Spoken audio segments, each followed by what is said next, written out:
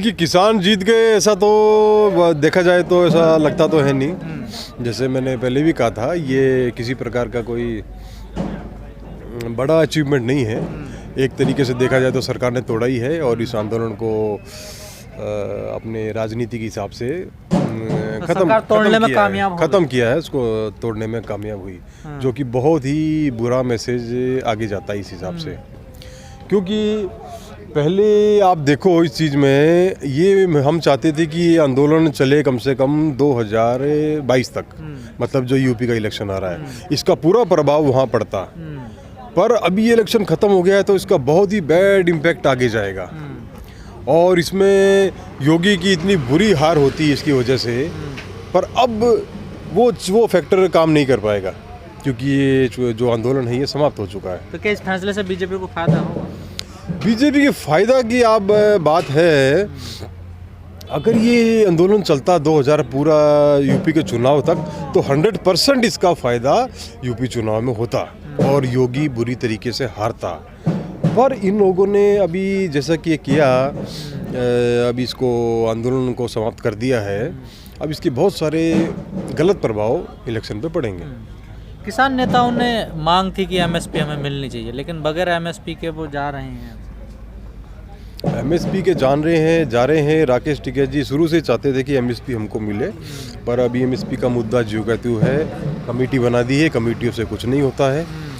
पर कहने का मतलब ये है कि जो कुछ फ़ायदा, अगर मैं आपको सही बताऊं इसमें हुआ क्या, हमको फ़ायदा बहुत ज़्यादा हो चुका था इस इलेक्शन से।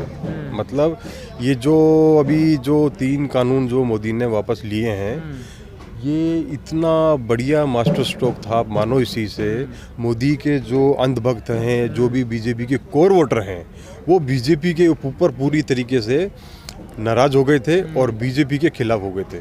मतलब बीजेपी के विपरीत हवा चल पड़ी थी। तो क्या वापस जुड़ेगा वो वोटर? बता रहा हूँ। बीजेपी के विपरीत हवा इतनी भयंकर चल पड़ी थी कि मोदी बुरी तरीके से हारता और ये भी मारता। पर ये जो समा बंधा था, अच्छी चीज़ चली थी, हवा चली थी। पर जैसे ही यहाँ हमने ये जो आंदोलन का समापन किया है उसका इम्पैक्ट कम हो गया है। क्योंकि अभी बाहर मैसेज क्या जाएगा, अभी मैसेज ये जाएगा कि ये बगैर एमएसपी के ये जो किसान हैं ये खड़े हो गए, इसका विपरीत जाएगा। तो जिस चीज़ का हमको फ़ायदा हो रहा था वो फ़ायदा उतना नहीं हो पाएगा, थोड़ा सा कटेगा। क्योंकि बीजेपी के अंदर एक बूस्ट का हो या उनके अंदर थोड़ा सा मोरल उनका हाई हो गया, वो ऐसे बोलेंगे, इसको ऐसे आगे बताएंगे कि नरेंद्र मोदी ने जो एक ये ढोंगी बाबा है जिसको किसी प्रकार का कोई ज्ञान नहीं है, वो ऐसे बोलेंगे कि मोदी ने एक बहुत बड़ा मास्टर स्ट्रोक खेला ये 3 कानूनों को वापस करके। ठीक है, इसकी वजह से किसान उठ गए और एमएसपी की बात भी जो की तो। अब इस बात को बताने में आगे कामयाब होगी कि मोदी ने बहुत अच्छा किया और अब थोड़ी सी दिशा भुनाएंगे इस पूरे मामले। बिल्कुल भुनाएंगे और इसको एक मास्टर स्ट्रोक की तरह भुनाएंगे।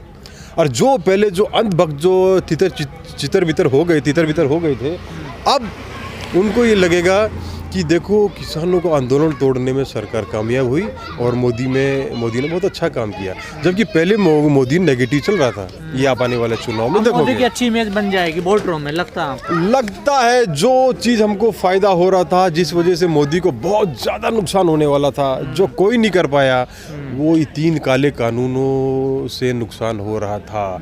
क्योंकि बीजेपी के जितने भी हिंदू महासभा, बड़ी जो इनकी सेना है, वो ऐसी कह रहे थे कितना घटिया प्रधानमंत्री है जिसने 3 काले कानून वापस ले लिए। ये तो कह रहा था मैं ऐसा हूँ 370 के बाद पीछे नहीं हटूंगा, ये है वो है। और ये आदमी वापस हट गया, 3 काले कानून इसने वापस ले लिए। वो भयंकर नाराज थे। तो बीजेपी का बहुत ही ज़्यादा डैमेज हो रहा था।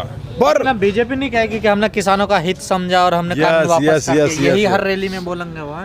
किसान देखो एमएसपी की बात थी, वो जो की तो है, वो कोई बड़ा फैक्टर नहीं है। पर अब ये देखो ना, इसका जो नुकसान होना था अब नहीं हो पाएगा।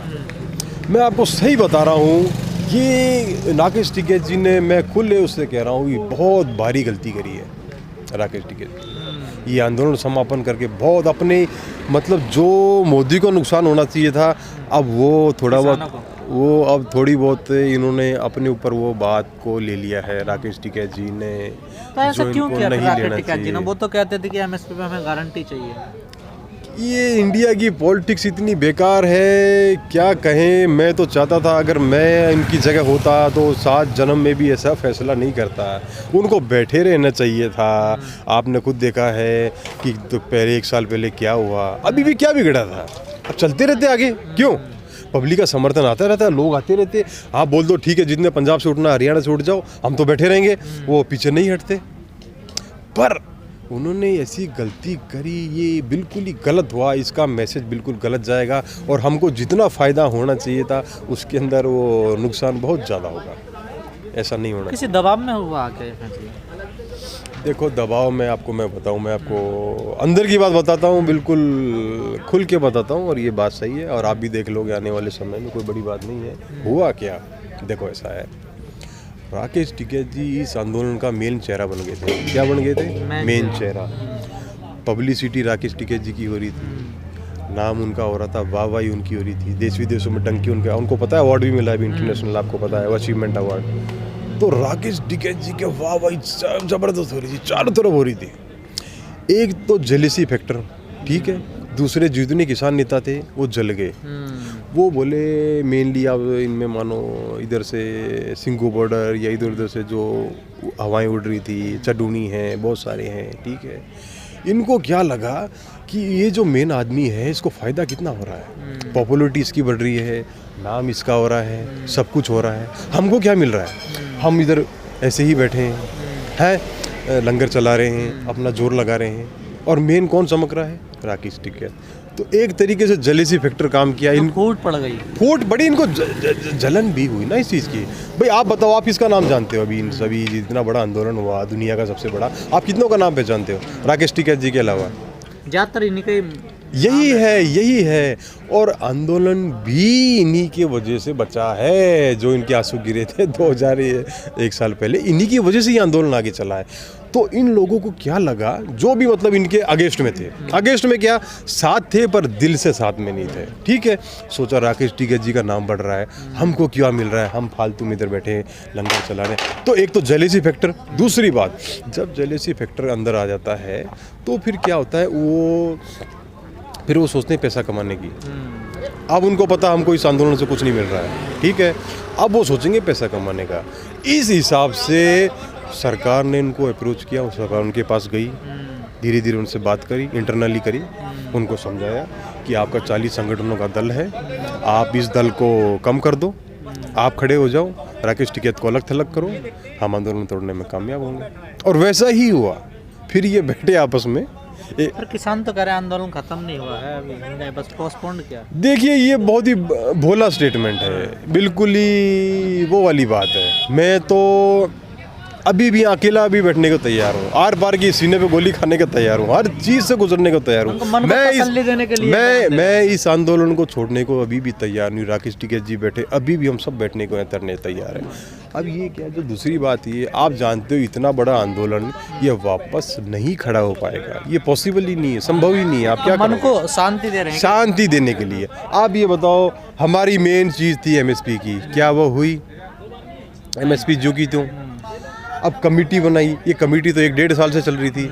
अगर ऐसे कमेटी बनाने से आपको खड़ा होना था तो पहले खड़े हो जाते, 1 साल तक भी क्यों नाटक करना था? मतलब आपकी जो मेन चीज़ थी आप उसको बचा नहीं पाए, आपको अपनी जिद पर अड़ना था, अपनी लड़ाई पर कामयाब कायम रहना चाहिए था, ठीक है। अब अब आगे इन फ्यूचर क्या लग रहा है आपको, क्या ये इन फ्यूचर मैं आपको अभी बता देता हूँ, आपको ज़्यादा आप खुद ही देख लोगे, क्योंकि जो है वो फ्यूचर पहले ही समझ जाते हैं। तो हम तो पहले ही इस फ्यूचर को समझ जाते हैं, फ्यूचर ऐसा है, कुछ नहीं होगा। अभी राकेश टिकैत जी दूसरी गतिविधियों में अपने पार्टिसिपेट करेंगे, भाग लेंगे, कभी यूपी चुनाव में, कभी यहाँ वहाँ। अब आप सोचो कि ऐसा आंदोलन वापस खड़ा हो जाएगा, ये पॉसिबल नहीं है।